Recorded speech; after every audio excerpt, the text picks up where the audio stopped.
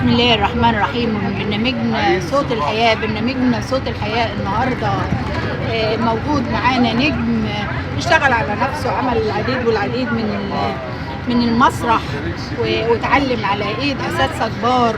بدأ من هو عنده 10 سنين.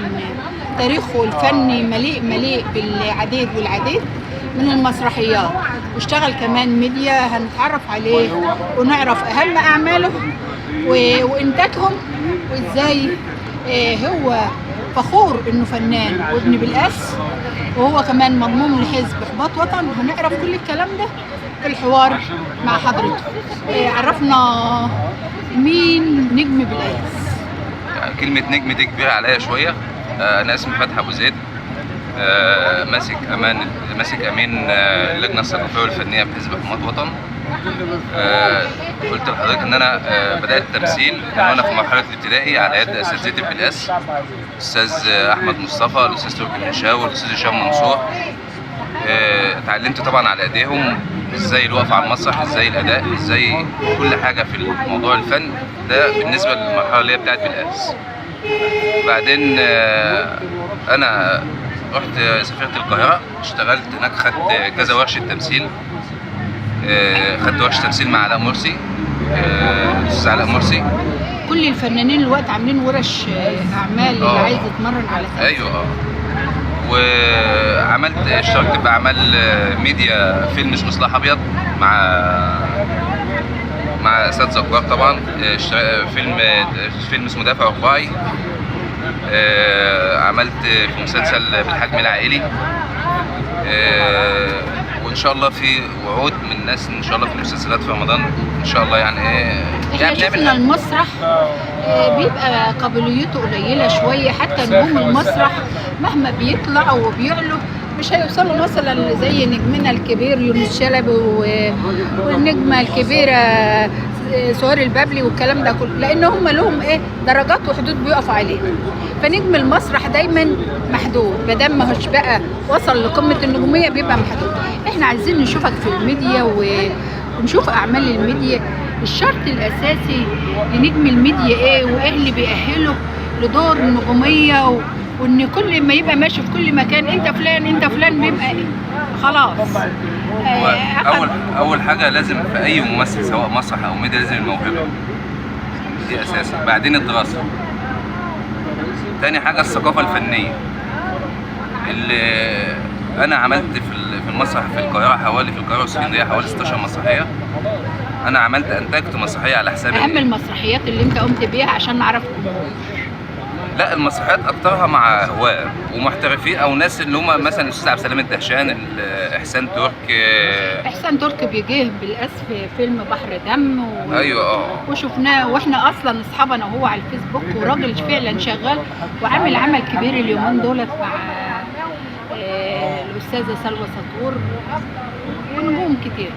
احنا عايزين نجوم الشباك يبقوا من بالقاس، وزي ما عادل امام ابن الدقهليه عايزينك برضه تبقى ابن دقهليه وتبقى ابن الشباك، بحيث ان احنا نطلع كده ونروح المسرح ونروح نبقى فخورين بيه. في قاعده معروفه في الفن ان اي ممثل مسرح بيبقى لازم يكون قوي، بيبقى اقوى من بتاع الميديا بس، لان منه الجمهور مباشر. طبعا لايف مفيش غلطه. انما نجم الميديا بيبقى معروف اكتر، ظهوره طبعا اكتر. طبعا الانتشار، لان المسرحيه بتتعرض مره كل شهر او لا، العدد اللي بيحضر المسرحيه عدد محدود. يعني مثلا لا، وهي بتتعرض على التلفزيون برضو مره كل فتره، انما المسلسل بيقعد في البيت شهر، بتبقى انت خلاص اتعرفت على الجمهور بتاعه وعلم عليك وساب في البيت بصمه حتى عند الطفل الصغير.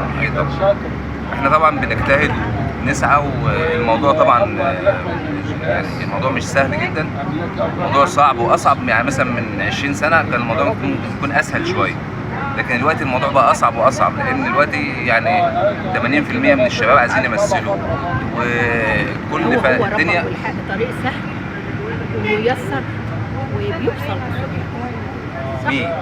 طريق التمثيل لا مش سهل خالص. يعني حضرتك تعالي شوفي السي في بتاع اي ممثل، يقول لك انا بعد 8 سنين او بعد 10 سنين انا بدات اظهر.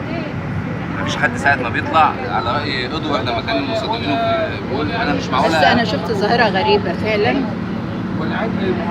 شفت النجوم الكبار زي عادل امام محمد صبحي لما بيحتكروا فنان وياخدوه بيستغلوه، ما بيبقوش عايزين يسهر الا من خلالهم هم بس. طب ليه؟ الفنان بيحتكر النجم الصغير وبيبقى عايز يفضل يخليه في دايره، يعني ما يخرجش من الدايره اللي هو فيه. هو مفيش حد بيحتكر حد، دي حاجه اللي هو المتبع في الفن او في الوسط الفني اللي هي الشلاليه. يعني هتلاحظ اي نجم شباك او نجم معروف تلاقي نفس الكاست اللي موجود معاه في العمل ده هم نفس اللي موجود في العمل ده، بيسموها الشلاليه الفنيه. ماشي؟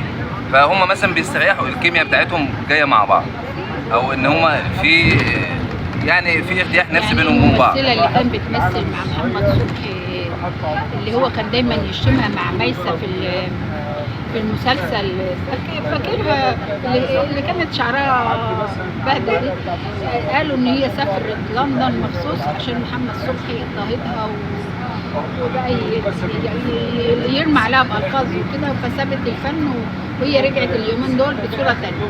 احنا عايزين نقول نصيحة لنجومنا، النجم المبتدأ ده بتعتبره ابنك او اخوك او صاحبك، يعني انت دلوقتي بتمثل وفنان كبير اخدك ووقفك على بتبقى متضايق او نفسك. احنا عايزينهم يتغيروا مع النجوم عشان انت توصل في يوم من الايام تبقى زيهم.